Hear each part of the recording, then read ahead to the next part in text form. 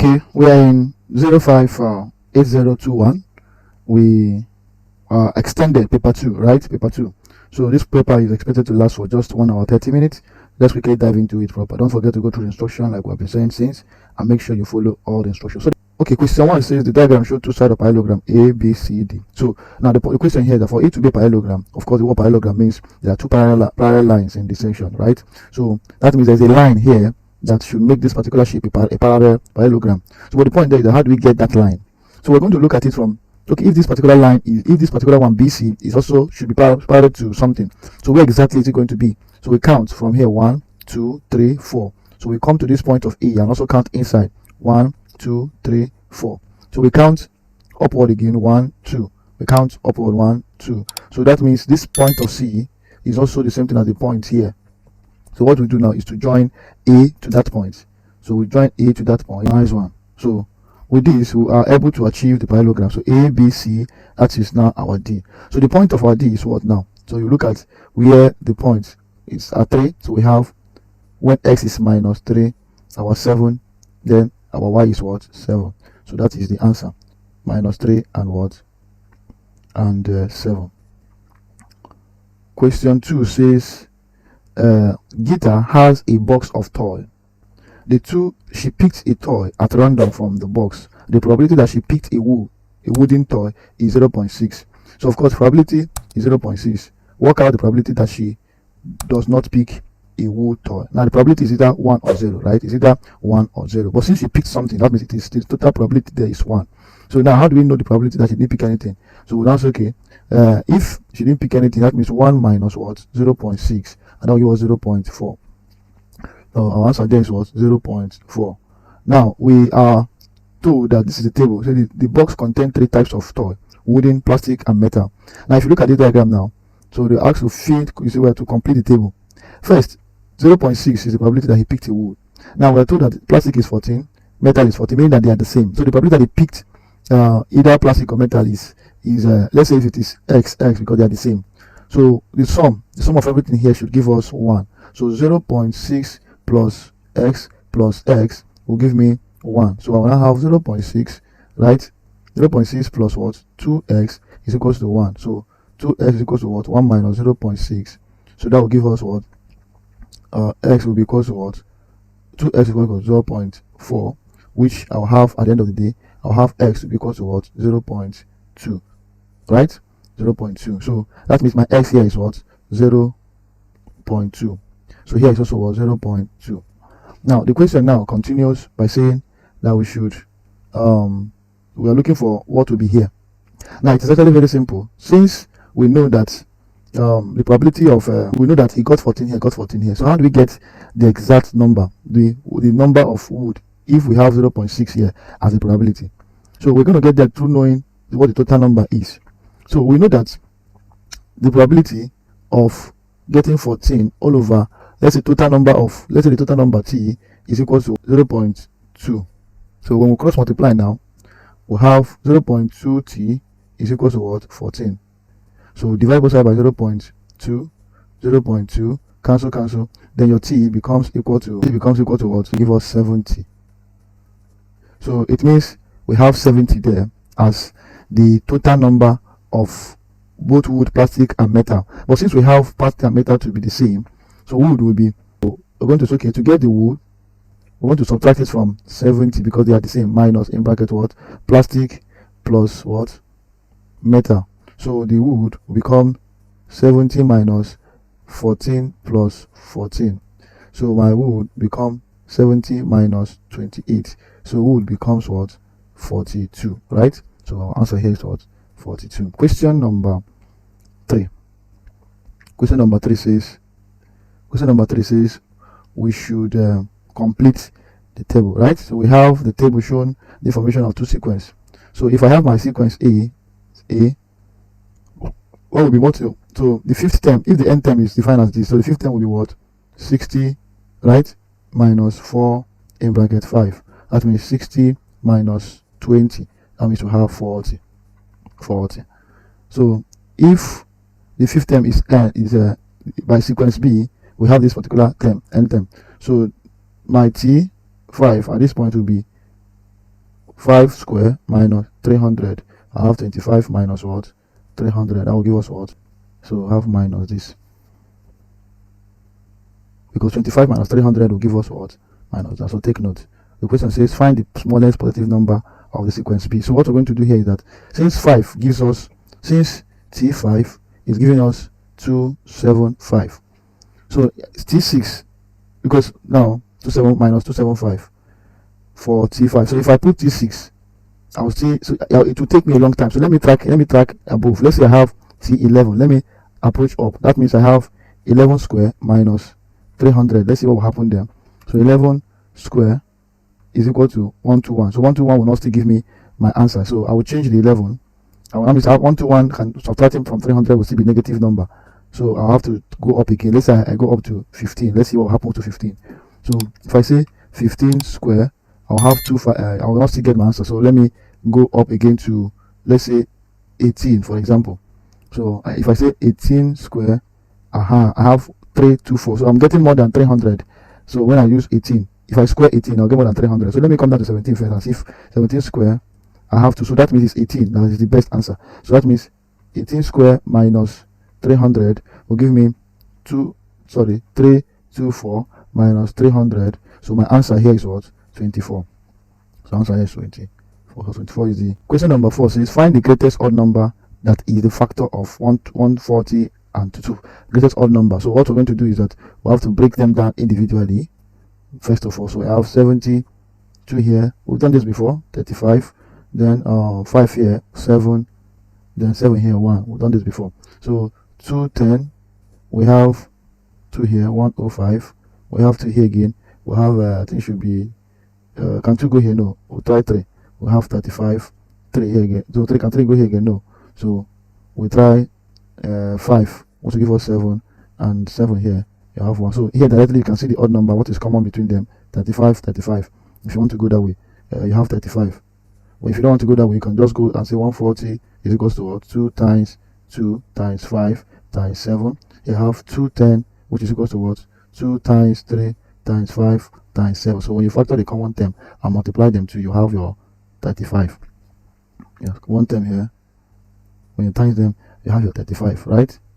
You have 35. Question 5 says calculate cube root of 343 minus 40.9. So this one is straightforward. You can just you can just punch a calculator and get the answer directly from this. So cube root of 343 is equal to 7. So we have 7 here minus root 40.96 will give us 6.4. So subtract them, you have 0.6, right?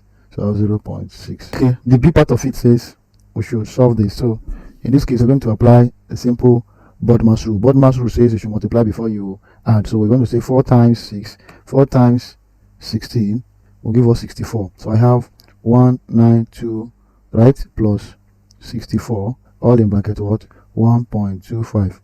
So when I do this, when I add them together now with 192, I will have 256 in bracket 1.25. So 1.25 can be broken down into fraction.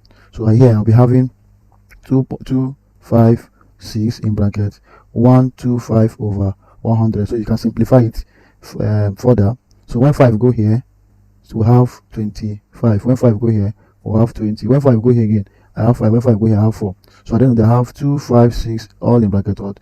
5 over 4. If you apply indices here, that means 4 cube root of 256 all in bracket what? 5. So when you take that, give us 4. So I have 4 all in bracket what? 5. When you take the index of 4 to 5, you have 1024. Question number 6 quickly says we should. Question number 6 said we should. It said the diagram showed 5 kites. So we have 5 kites that are congruent to kite A, B, C, D. So kite A, B, C, D. So 5 kites are congruent to it.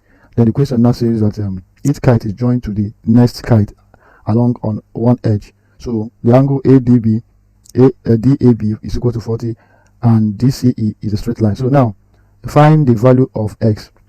Finding the value of x first of all, we have 5 kites. 1, 2, 3, 4, 5, and we're told that they are congruent to this particular kite. So this is a mother kite. Well, all of them are attached to that kite. That makes it 6 kites altogether. So, and we're told that this CB is a straight line. So first thing, we know very well that the angle that is in a straight line is equal to 180. So let's assume here is our y, for example. All these angles here, they are y. Let's assume they are y, for example, and we have y. Now, how many y's do we have there? 6. So the first thing I want to establish is that since we have 6y, so we have 6y is equal to what? 180. So when you divide both sides by 6, your y becomes equal to, so 180 divided by 6 will give us 30. So I have 30. That means my y is 30. All these angles here, they are all 30 degrees, right?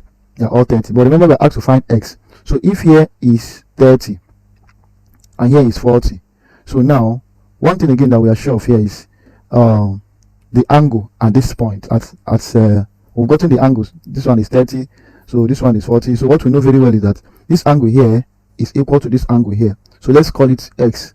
So let's sum them together and see what we're going to obtain at the end of the day. Because since it's a quadrilateral, the sum of the angle of a quadrilateral is 360. So I'm going to be using that to solve the problem now here. So now 40 plus x plus 30. This is not, let me remove the y so that you don't think it is 3y, 30y. It's not 30y, oh. It's just 30. We've gotten that 30. So then it's equal to 360. So let's go that way. So at this point I have 70 plus 2x equals to what? 360. So 2x is equals to 360 minus 70, which I have 2x to be equal to what? We have equal to 360 minus 70. That will 2 be 290 divided both sides by 2 cancel. X is equals to 290 divided by 2 will give me 145. So my x is 145. So the answer of x should be 145. I hope it's understood. So the next question, question 7, says we have a diagram.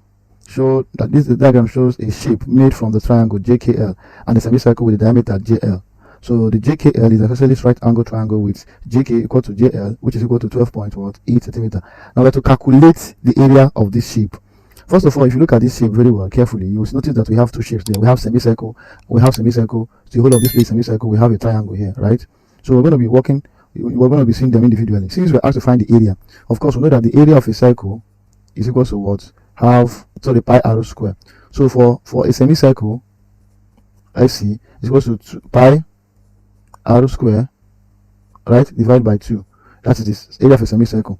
So, but since we are told that this from J to L is 128, of course we have to define what the radius is here. The radius is from the center of the circle to the circumference. So for dividing to the diameter D is equal to what? 2r. So if I have 112.8 is equal to 2r divided by 2 cancel, your radius becomes what?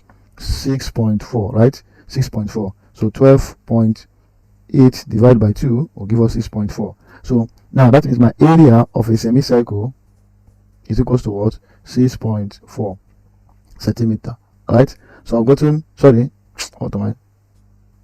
So my area, the area of my circle, the area of the semicircle now, ASC is equal to what?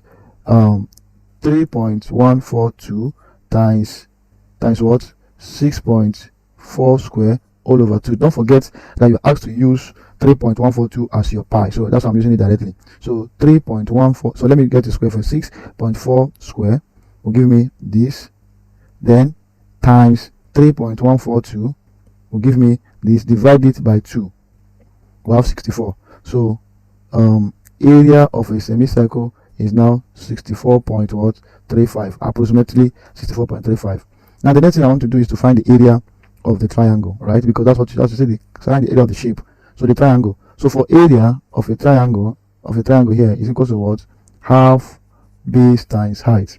Half base times height. So we're not doing 1 over 2 times, what is my base? My base is what? 12.8. What is my height? My height is what? 12.8. So when you do that, 12.8, right, times 2 will give me, okay, not times 2, sorry, 12.8 square will give me this value, then times 0.5, because half is 0.5, so that will give us 81. So I have 81.92.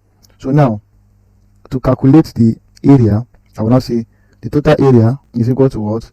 The area of semicircle plus the area of the triangle. So I have 64.35 plus 81.92. So when I bring them together, 64.35, that will give us 146.27. Calculate the perimeter of the shape. So now, to calculate the perimeter of this shape, now we'll go back to the shape. For the perimeter of a circumference of a semicircle now is the area, the circumference of a circle is 2 pi r, right? So the perimeter will be 2 pi r divided by 2, which will give us what? Pi r. So 3.142 times what? The radius, which is 6.4, and that will give us what? 20, right? 20.11, for example, 20.11 in two decimal places. Now for the triangle, I'm going to find a KL first, because KL. So what do I do? Since I'm going to apply Pythagoras theory to obtain the KL. So now my Pythagoras theory, so for the triangle now, so KL all square is equal to what?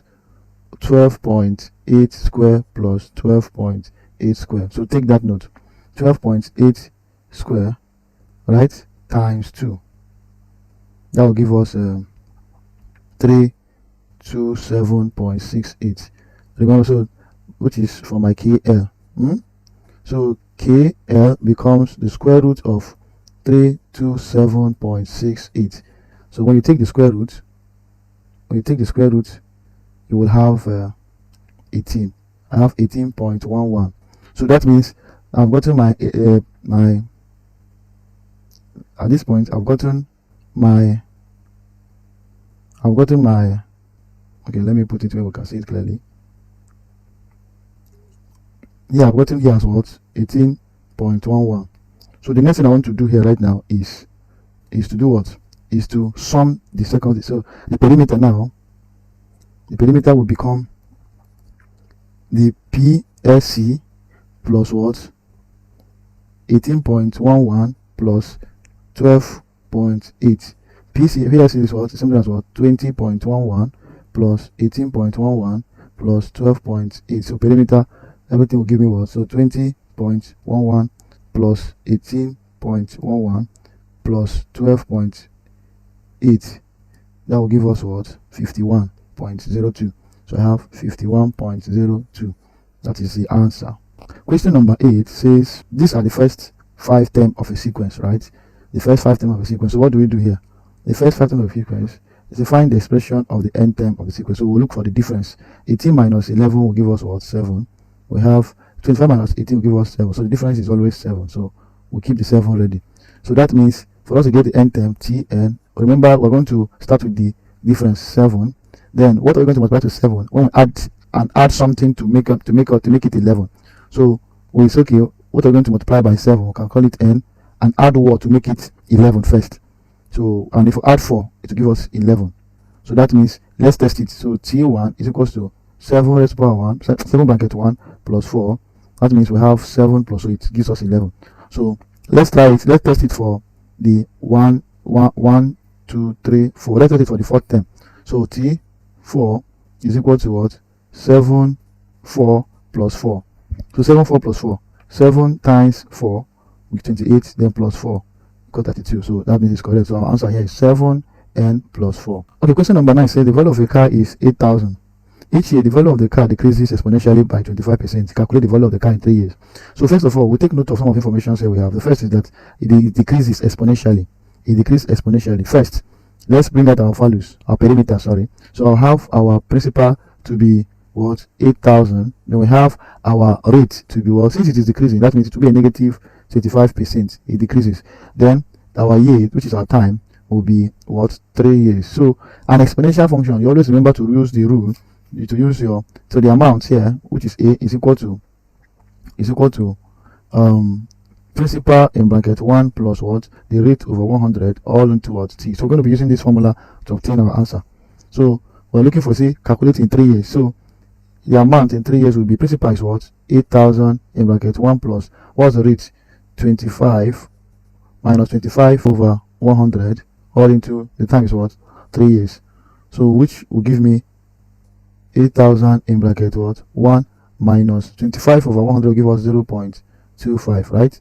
That's what 3. So let's solve it together. So 1 minus 0.25, 1 minus 0.25 will give me 0.75 index. So take the index of index 3 will give us this multiplied by 8,000.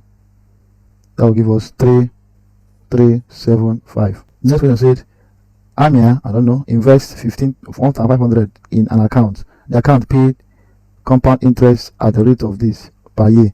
At the end of 8 years, the value of the investment is this. So to find the value of R, so we want to know the rate it pays. So we still use the formula A equals to what?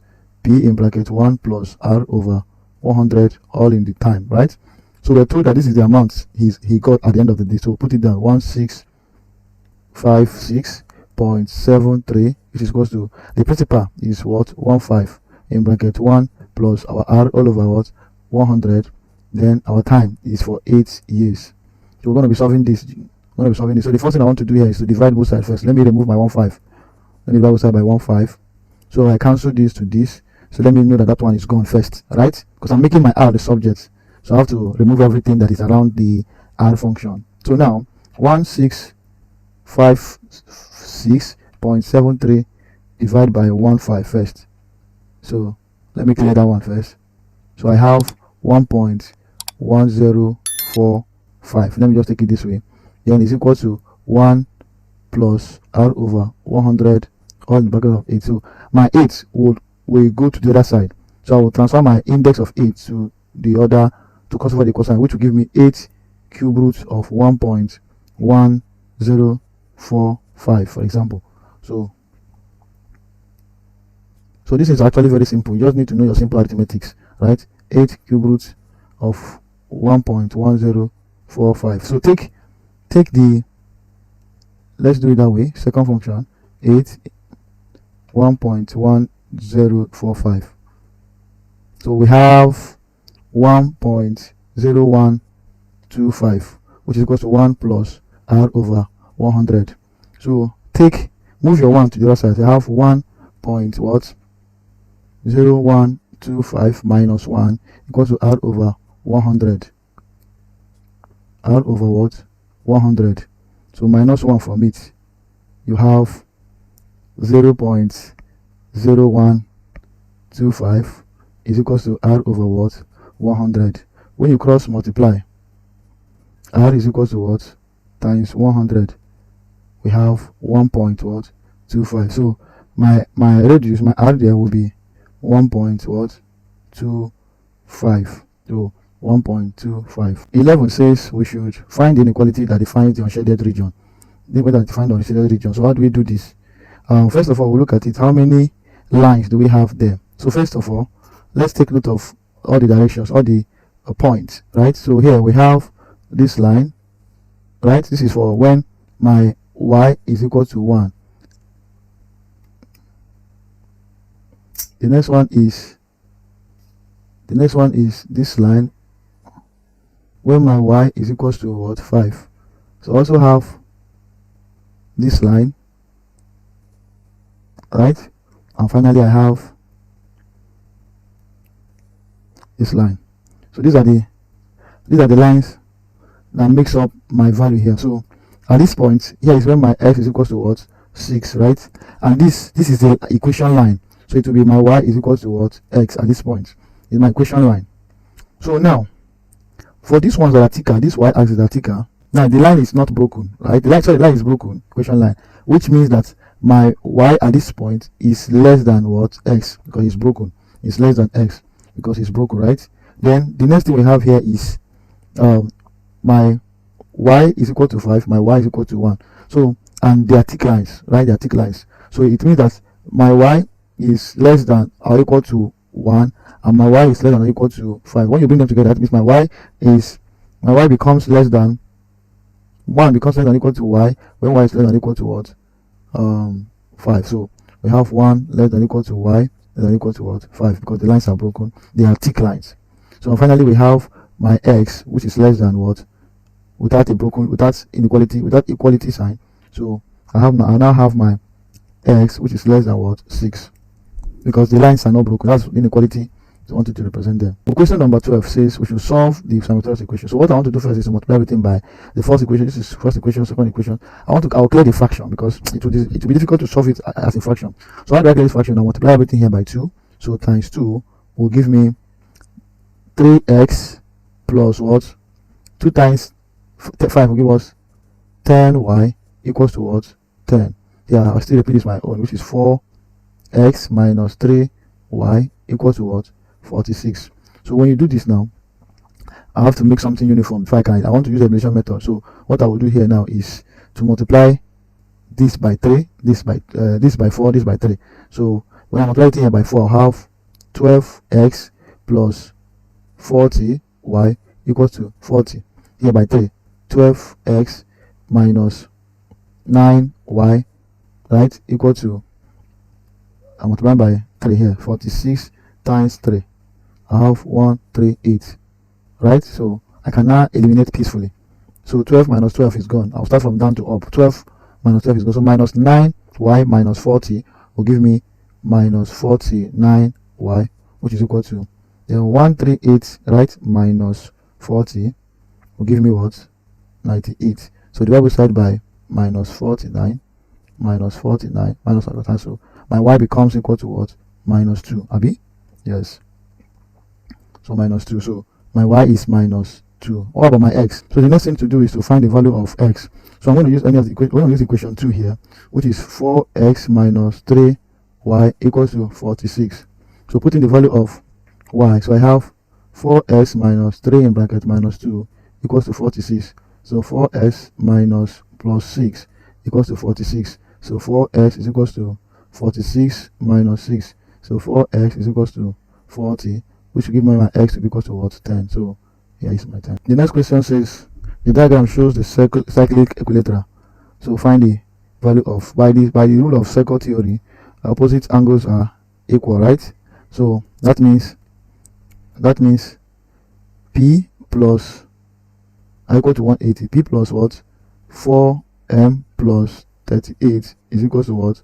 180, right? Then we have 4m plus, because this is equal to 180, this is equal to 180. So 5m is equal to what? 180. So here I have 9m to be equal to what? 180. So with that means my m is equal to, that is 20. So I have 20. My m is 20. If my m is 20, then I have put it in equation. This is the first equation.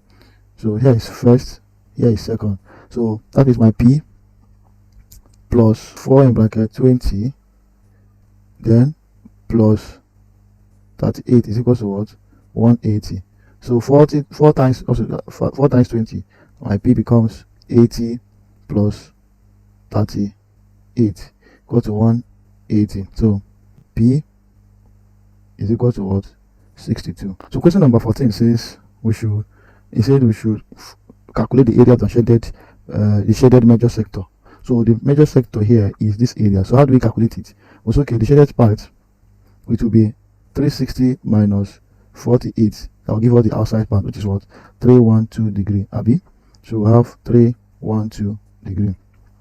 So the area of the area of the shade of the sector, the area of a sector of the major sector becomes theta over 360 pi r square. Abi? Pi r square. So that will give us what now? That will give us 312 over 360 times 3.142 times 9 square. So when you do that now, my answer becomes 220.56. I can do it on this map. This is 220.6. Abi? So depending on the approximation you want to use.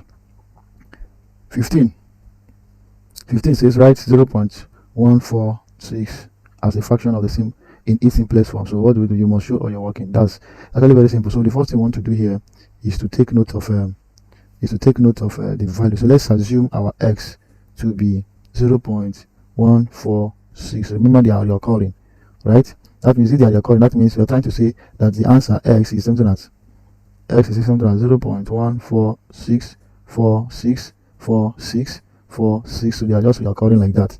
So which fraction will give us this result? Which fraction will give us this? That's what we're trying to do here. So the easiest way to do this is, first of all, we pick before decimal point, then after decimal point. So let's see. So now that is 10x multiplied by 10 first. So we have 0. Remember our x is 10, 0.146. So we have 1.46. So remember 46 is expected to be recurring.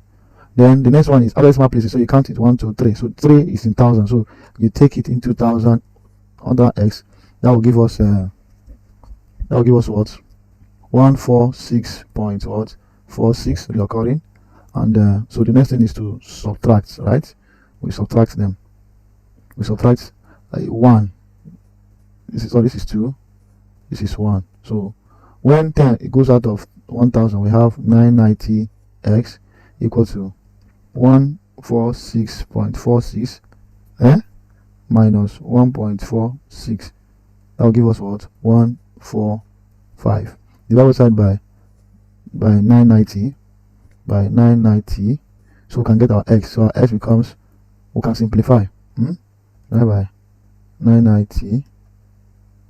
So that will give us 29 over what? 198.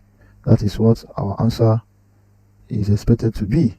So 29 over 198. So it's 29 over 198 that when you divide 29 divided by 198, you have your recurring of those functions. Is that clear? The next question says we should, in the Venn diagram, shed the m, right?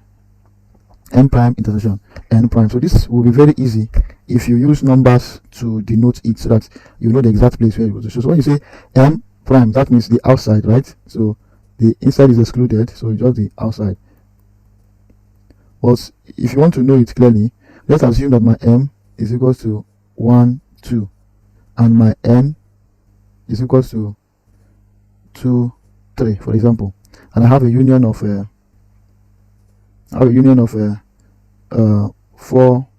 2, 3, 4.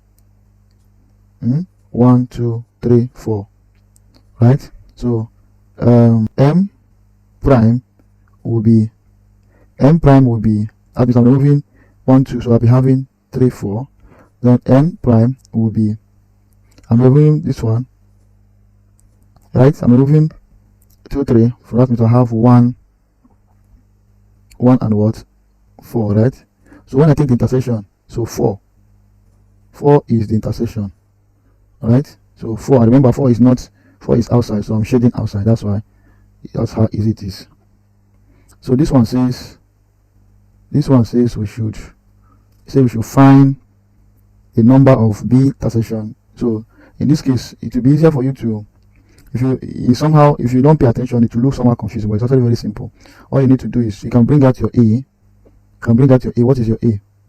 Your A is all these values in A. So bring them down, starting from the smallest one. So you have 10, you have 16, you have 18, and you have 33. So 33. So that's your A. Then you can bring out your B. What's your B? Everything there. So you have 3, 4, 10, and 16. Then you bring out your C. What is your C? Everything here. You have 4, 9, 10, and what? 18. Right? So take the union. That the union is everything. Right? So starting from the smallest number. So I have 3, I have 4, I have 9, I have 10, I have 16, I have 18, then I have 33. Let's assume this is the union. You can do it with 20 first, later 20. So 20 is also part of the, so let me include that 20. So that it will not look confusing to you. 20, I have 33. So the next thing I want to do now is, they say we should bring out A prime. So my A prime, that is A complement, with removing everything about A in this form. So if I remove it now, I have 3, I have 4, 10 is not part, 16 no, 18 no, then 20. Sorry, 9. Then 20. So I'm to intersect it with C. So this is my C. This is my C. I'm intersecting with this one. So A prime intersection, sorry, union. I'm to find the union of A prime and C. So A prime union C will give me, so I'm bringing them together now, will give me, what's the union? The union is 3, 4, 9, 10, 18, 20.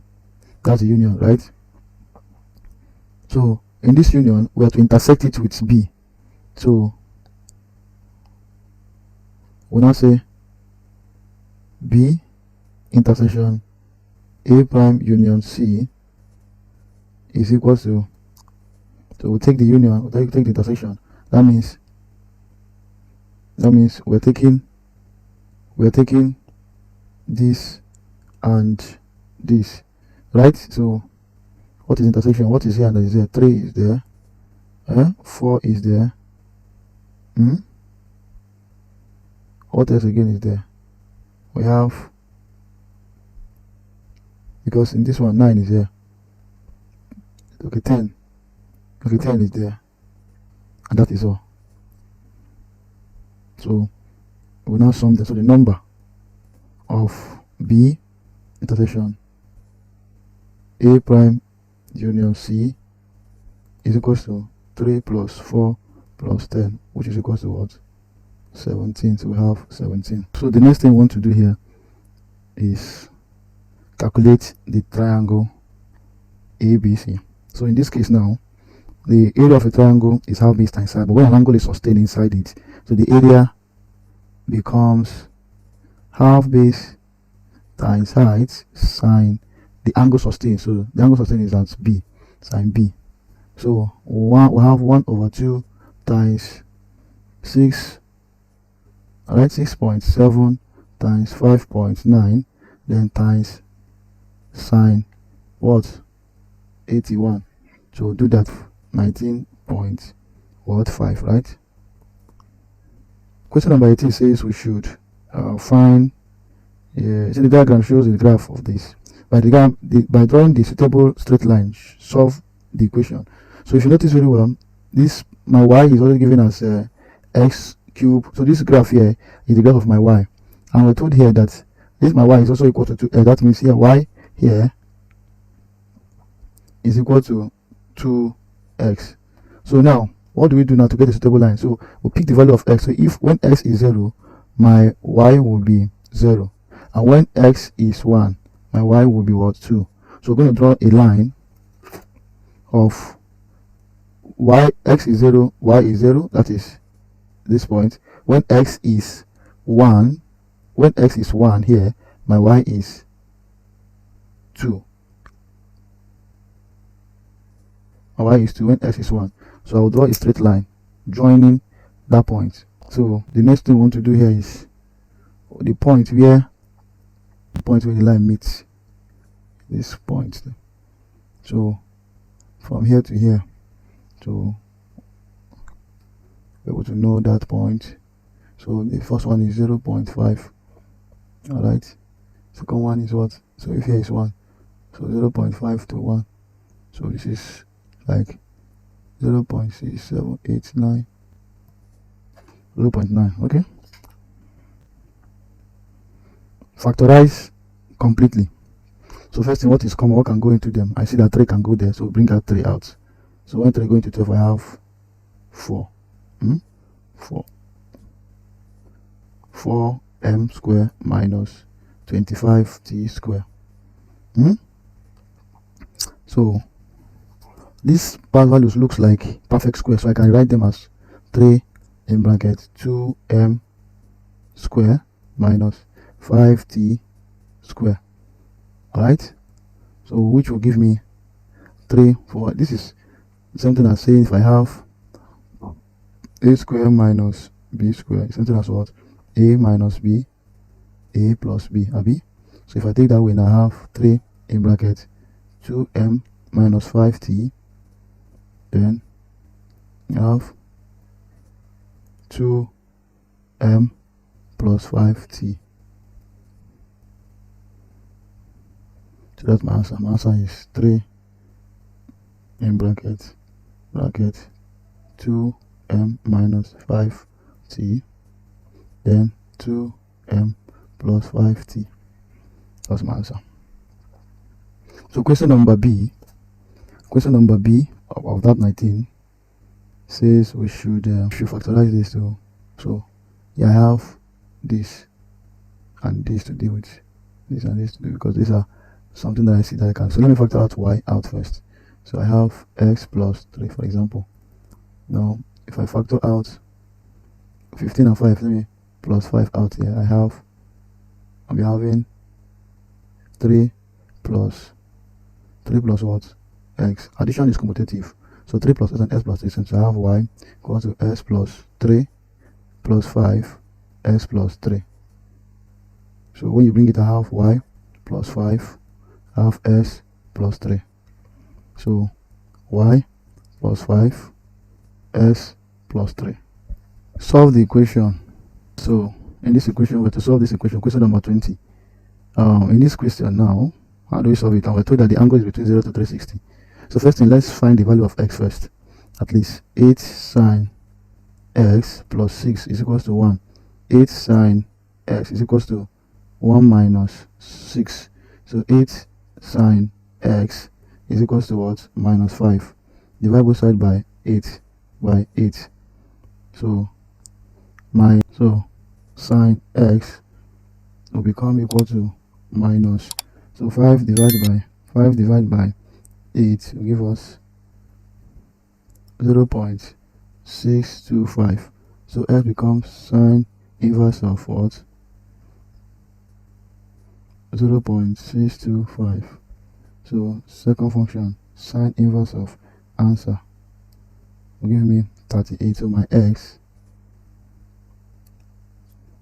becomes equals to 38.7. So 38.7, right? So first one, we'll do that is false. So we'll check. We're going to check. So here is a, right? All of them are positive. Only sine is positive here. Only tan is positive here. Only cos. So we'll check. So the only place where it is negative is in this direction. So this is 180 plus x. This is 360. So when we add it now, we'll add the 180 plus 38.7. That will give us what? 218.7. Then the other one is 360 minus 38.7. That will give us what? 321.3. So the diagram shows the cuboid, and the HD is 4 cm, EH is 6.5 cm, EF is 9.1 cm. So the question wants us to calculate the angle between CE and the base. So this is the base. All of this downside, they are the base, right? Outside is something interesting. So we're told that from this calculation, we were looking for to find the angle between CE and the base. So now what we're going to do right now is the angle between them and the base. This is this particular line that crosses is right on the base. So we need to look at this particular one. What to look for? Good. So and join. So this is the angle we're looking for. Alright, so let's find out what this place is. But before then, let's know what this line down the land base is. So if here is from here to here, if EF is 9.8, that means here is also what? 9.1 centimeters. So we have one. So let's use Pythagoras to solve it. So HC square is equal to what? 4 square plus what? 9.1 square. So when you do that now, 16 plus 9.1 square will give me 82.81. Add it to 16, I'll have 98.81. Take the square root of that, your answer. I'll have my HC to be equal to what? 9.9, Abby. So that means my here is what? 9.9. So now I have to find, so this angle here is opposite over adjacent. So I'm looking for this angle here. So let me call it X, for example. So which SOHCAHTOA will give me opposite and adjacent? I think it's tan. So that means tan x is equal to 6.5 all over what? 9.9, right? So take that 6.5 divided by 9.9 will give me this. I'll take the tan inverse of my answer. That will give me, it has to be what? 33.29. 3.29. So my x is 3.29.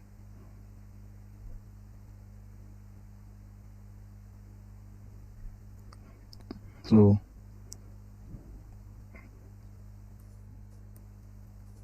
or 3.3 if you want decimal place. So the next question says we have a bag A and a bag B, each contains red counter and blue counter only. Stephen picked a counter at random from bag A and Jen picked a counter at random from bag B. The probability that Stephen picked a red counter is 0.4. The probability that Stephen and Jen picked both counter is, so we have Stephen to deal with and we have Jen. So let's just say, let's have the counter. Since it's a counter, so the counter can either be red or what, or blue according to the question, and we're told that pick both. That means, okay, let me move it down small. So let's say I have my counter C, which I can split into red and blue. So I can pick both. That means it went twice. So let's go red and blue, red and blue. So here I have RR, here I have RB, here I have BR, here I have what? BB. So this is, so Jen. Now we're told that the probability that Stephen picked red is 0.4, so you have 0.4, meaning that of course the probability is always 1, so if I subtract 0.4 from 1, I'll have 0.6. Now we're told that the probability that Stephen and Jen picked both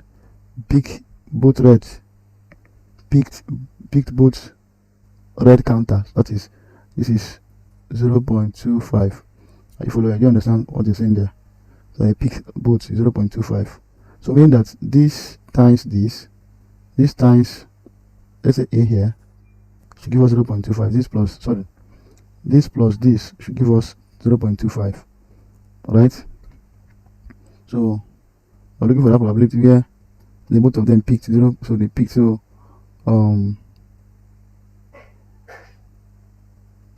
this. So the probability, so if they picked red is 0.25, so that means this times this will give us 0.25. So 0.4 times, okay, let me call this place, okay, let's think about A is equal to what? 0.25. So when you take that now, divide both sides by 0. So my A here becomes 0.25 divided by 0.4. So let's do that. 0.25 divided by 0.4. That will give us A to be equal to what? 0.625. So if here is 625, what is my B? So my B will be 1 minus 0.625.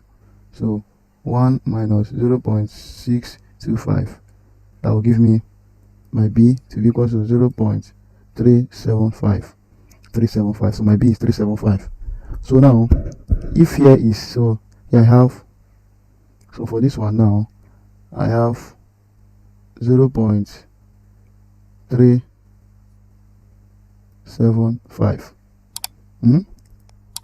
Oh, 375 there. So now the question is not saying, what's the question? Find the probability that Stephen and Jen picked both blue. So I'm going to multiply them. So this implies that what? Stephen for B will be equal to what? 0.6 times what? 0.375. And that will give me what? 0.6 times 0.375. So that will give us 0.225.